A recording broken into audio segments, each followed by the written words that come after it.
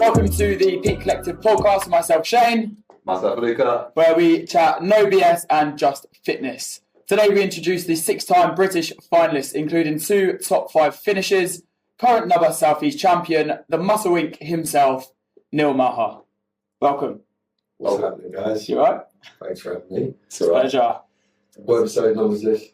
Episode number 5. 5. Yeah.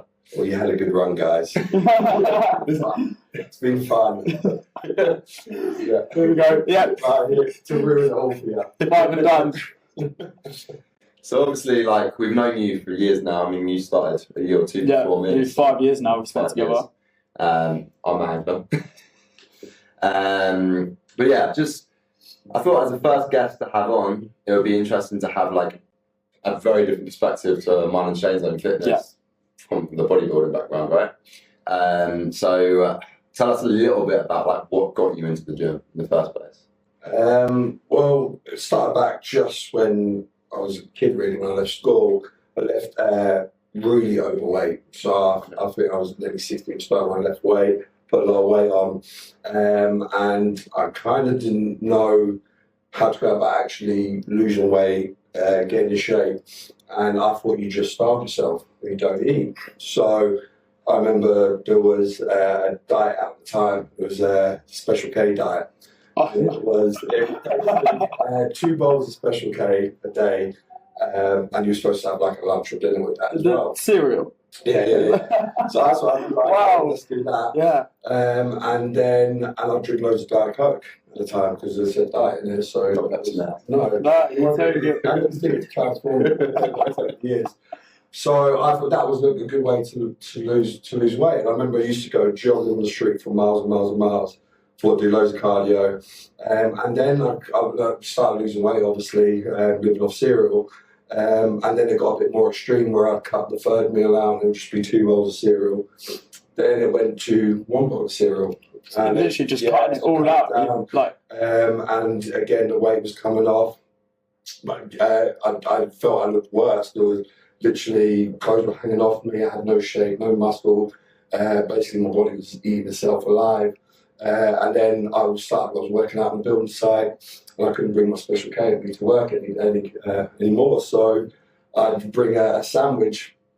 And it was 2 slices of brown bread, wholemeal bread, no butter, with 1 slice of wafer thin ham. This is like malnourished, like you're starving yourself. And that was how lucky you were. I remember I actually ended up collapsing at work. I remember one day, and took me to hospital, and I think on the lowest I was just over 7.5 stone. So wow, that's tiny, isn't it? And my obsession was I want to see 6 on the scale. So that was Guys, detail, how old are you at that point? it started when obviously when I was 16, and then it carried on until I was about 19, 20. Oh, so sitting 19 trying to get to 6 stone as a male. And obviously then we were going out with my mates. You go out drinking, and so I'd actually save my calories because obviously then I was concerned with drinking beer and cider and stuff like that. I better not have any food then because I'm going to be having a lot of calories. So thinking that's your calories and your energy that you're going to be using. Yeah, so I wouldn't go. I'd go day without eating food, then so I could go out drinking. And that kind of escalated then until I said to the point where I collapsed. And basically put the fear of God in my mum and my dad, who begged me to sort it out. And again, I promised I would because it was going to get taken further where I'd need kind of treatment and stuff like that. So promised I'd get myself together. And then slowly started learning about going to the gym, wanted to join the gym, put some muscle on, build more confidence. And that's how it sort of all started. Wow. Took out a membership in Gold's Gym in Harrow. No clue what I was doing, absolutely no idea. I remember I'd get the Bernard Matthews chicken slice. Oh, no way. Chicken, and I eat loads of boiled eggs. I thought chicken and eggs, but I remember because back then, there was no social media, so you didn't have like Instagram. YouTube was just coming on, so there wasn't a lot of like information knowledge out there. So I'd buy like Flex magazine, old school Flex, and it would have like Ronnie Coleman and Jay Cutler. I remember there was a big double spread. Jay Cutler just won the Mr. Olympia. And it was like a big massive poster, so I stuck that up, and it was Jay Cutler looked like, it was like how God would look If he walked, With them it's like, quads. quads. Yeah. It's like if God walked the earth, that's how God would look. He was just insane. It wasn't human. And I was upset. I was like, oh, I do anything to look like that. And it's quite. And again, it was, oh man, she had legs like alien. They didn't all look like human legs. So I started going and studying, going on YouTube, watching Jay Cutler training videos, like chest day, and I go to the gym, do Jay Cutler's chest day or Jay Cutler's back day. You just copy it and you just use it. That's the only information I've had. That's all I had to show me and stuff. And I do stuff wrong, like we all done. And then luckily there was a trainer there who had competed, and it sort of helped me in form and stuff like that. And he actually offered me to come and train with him for some sessions. We were training the same sort of times a day, because I was on night shifts at the time. I was working on the undergrad, so I trained daytime, and he asked if I wanted to come down and train with him. And again, like young guy, 19, 20, didn't know what I was doing. I'm getting to train with like a competitive bodybuilder. And so I was like, yeah, great. And he beasted me. Like, I remember we went to train legs. And again, like anyone who joined the gym, legs wasn't really my priority. I wanted to get chest and arms. And my potential why I joined the gym, again, all my mates were pulling and getting women. I thought, if I get big arms and big shoulders, you're not pulling when you're drinking on them weekends. Everyone around that age group's like, that's how we do it. Did you always want to compete? I was like, no, I want to pull on night out. Yeah. I thought I'd get big arms. That's why you get laid, right? And so that was why I joined the gym. So I started training with Jose. And I remember, like, he said, yeah, be here 12 o'clock tomorrow. So I went down, met him, trained legs. And when I say this guy beasted me, destroyed me, I remember throwing up, and then he was like, go again. Yeah, So, wow. It's just sick. That's crazy. Go again. That's a brutal way as well. We just 2 more sets, I threw up again. And at that time, people were watching, and you know where you just want the ground to swallow you. But I couldn't back out, so again, he pushed me. I remember at the end of the session, went down, had a shower, and I was sitting on the shower floor with the water coming down. I was broken, and all I wanted to do was get home. I never want to come back here again. But I remember then when I got home, I was like, I've never trained like that. I've never had a session like that. That was like, this is what I want. Yeah. So I went back the next day, and I think they were a bit shocked because I left the gym. You turned back up. And they were a bit shocked, but I think I got the respect, and then started training. Yeah, took you in a little bit with that. Like sort of showing me the ropes. And so that's where it started. You still train like that now as well. So that's where it stemmed from. Yeah, literally. But yeah, that was the sort of my journey into how I sort of joined the gym in the first place. That's crazy.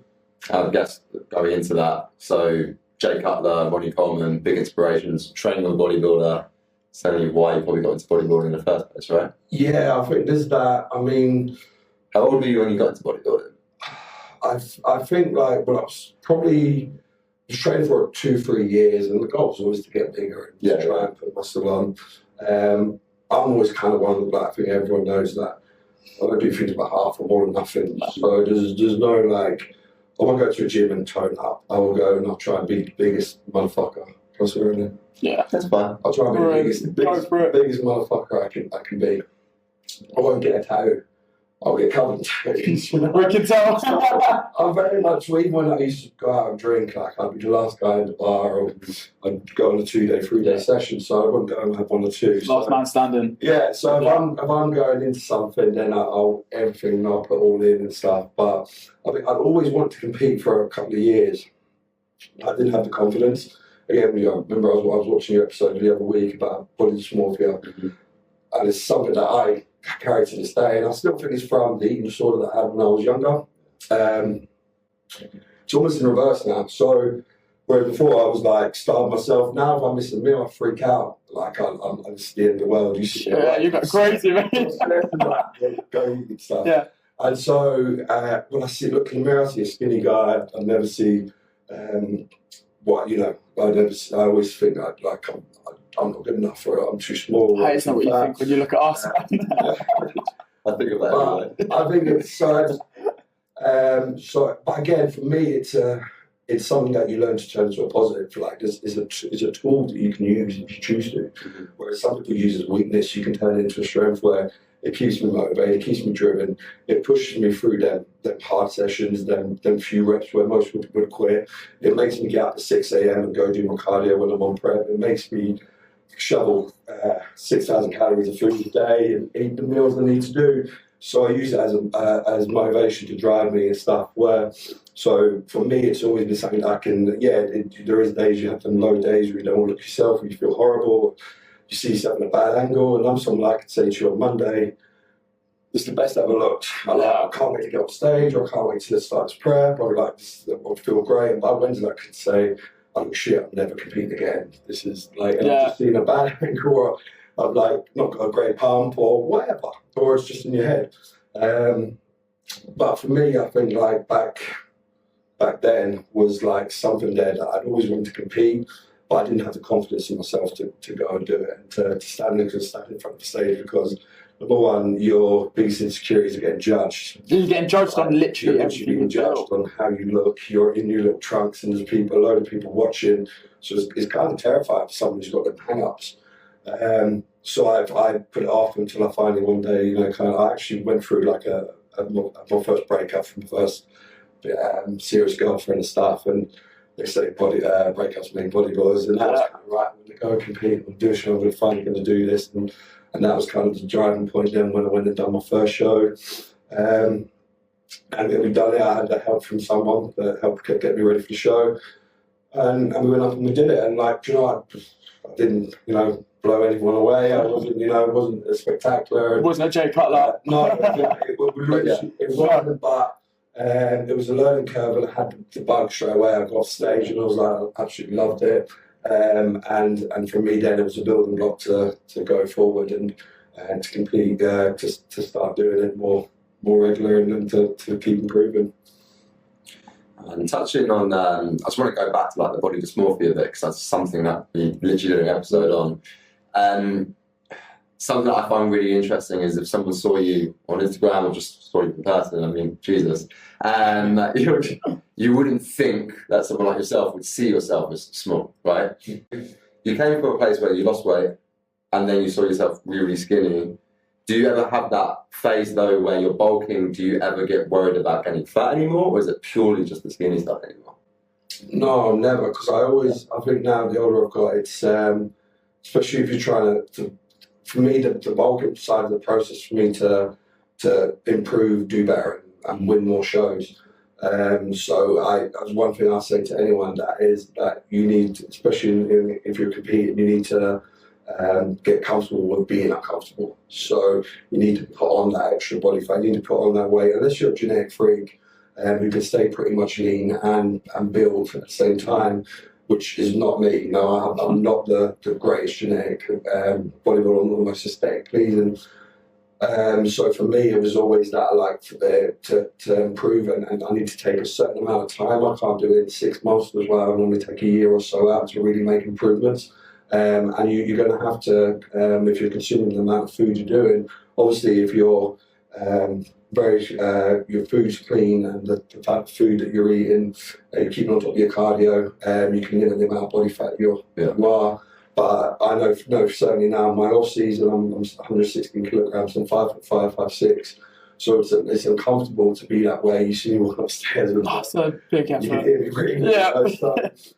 But again, we've added a certain amount of tissue that I feel for us to really be competitive at the bigger shows. So for me now, it's just all part of the process. I think my mindset's changed as I've sort of got more and more into the sort of competing side of things. That it's like I said, we always say trust the process, whether it's bulking or dieting. And you have to, as long as you have that plan and you know where you're going, you're tracking everything, you're on top of your food, and when you're hitting your target points, and as soon as like the scale either stops going up, or you need to either increase your calories or whatever. So as long as you're being meticulous in what you're doing, you know that you get the results. You're pushing for the results that you need to improve. I think it's one of the most important phrases, trust the process, man. Even for just a general population, just literally stick to a plan, run with it. Because, for example, if you've got a client who wants to lose 10 kg, they're not going to lose that in the first week, they won't even lose that in the first few months, right? But if every day or every week you're doing 1 rep more or more weight, or you're just seeing that little bit go down that scale each time, and you know something's happening, right? Yeah. And it's just trust that process, 100%. You have to, and you have to give it time. Nothing happens overnight. It's like I see certain coaches out there, and they'll change plans weekly, whether it's food or like you need to give your body time to adapt to it. You need to give your body time to get results. I always know in my first 4 weeks of dieting, I actually looked my worst because my food's coming down from where I was in my off season, and you're actually you're not going to be as big or fuller. It takes time for the body fat to stop dropping, isn't it? So it takes 3-4 weeks before you start seeing that body fat slowly coming away. So if you're then going after 2 weeks, oh God, it's not working, I need to change this, I need to change, you're not going to get the results that you need, nothing. You have to give time. People will take a short amount of time off to grow muscle. How many times say I'm just going to do a 6-week bulk, or I'm going to do a mini cut? There's not enough time for you to get them results. You need to, it takes, like I said, a long time to build muscle. It takes a lot of work to build tissue, even if you're looking at 2-3 kilograms over the space of a year and a half.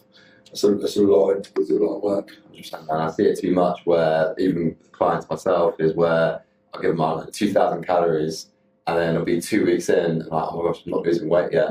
And then when I next check in, now they've started adding 40 minutes cardio a day, they've cut their calories down by 6 and oh, I've lost some weight now. It's like, right, but now you've gone way too down. You need to come back up again. Where do I take that? Where do I take this in 6 weeks? That was good at the end of your cut. We're doing this at the beginning. Yeah, they just take it way too quickly, and we touched on it on episodes 1 to 3 as well. In all 3 of them saying, trust the process, set your goal, enjoy it as well. Even in the uncomfortable moments, you've got to take your time to sit in it. Like you said, you take 4-5 weeks, whatever, to sit in, lose the extra bit of body fat, gain a little bit of extra muscle, whether you're bulking, cutting. But if you're doing 2 weeks on, 2 weeks off, like the yo-yo dieting we said before, you'll just cut bulk. Your body doesn't adapt at all, and it's just fluctuation, and that's where you start yo-yo cycling the whole way through, isn't it? Yeah, and that was a mistake I made in my early days as well when I was competing. I would cut my calories and my food down way too low, too far out. So by 10 weeks, 12 weeks out, I'm starving and I'm craving stuff, and I'm struggling to get through my sessions. And then you fall off the whack and you cheat and stuff, and your body, your body's holding on for dear life. So you've got nowhere to take from 10 weeks out. Whereas like the last shows last year, we had Christmas coach and me, and we. 6 weeks out, I was lost 600 grams of carbs. I didn't feel like I was dieting. Every day is going, how you feeling? I was like, this is great. Yeah, you had a good prep, didn't you? I remember. It's fine, and cardio was down to a minimal, and then gradually we came down, and after then the next, from about 6 weeks onwards, then we really started pulling it in. But it gave me it was allowed me to get in the best condition I've ever been in. So it's definitely, I think you have to have a starting point and have to tailor it down gradually, because if you don't, you're just going to run into trouble. Yeah, it's running into a brick wall, don't you? Like, I don't know where it all came from, but you see it everywhere. It's social media, magazines, a lot. It's 6, 8, 12 week transformations. We might do it as coaches and stuff as well, but if the client started from a very good point, doesn't mean it's from A to B and they've never stepped foot in a gym before. But you'd prep for what, 20 plus weeks, and then that's at a very good high level of what you do as well, and very controlled. But these people just stepping foot in the gym do think it just takes 4 to 5 weeks. They can cancel gym membership and then that's it. And they're going to look exactly how they want. They've got their beach body and they're going to keep it for 4 or 5 years. And it just doesn't happen like that. No. It's definitely something that you have to work on daily, and you have to have that progressive plan in place. So something I'll touch on, I think that's quite good with the bodybuilding place, and I think in general just fitness that's definitely helped me in my life is just the discipline angle. I think for me, just obviously I'm not a bodybuilder, but I train very consistently, and doing that, being consistent with my nutrition, has helped me then use that discipline in other places in my life. Does that make sense? Do you feel like by bodybuilding and having to be that discipline to get into 5-4% body fat, has that helped you in other aspects of life with discipline, with self-control, etc.? I think definitely there's a lot you can relate to, especially when you're working in gyms, when you're doing it with your clients, managing a club. I have to make sure that my performance is good, because I have managers on top of me, and the gym has to be performing, hit targets, hit KPIs. So I have to make sure that every day I come in, I'm disciplined enough to be doing what I'm supposed to be doing.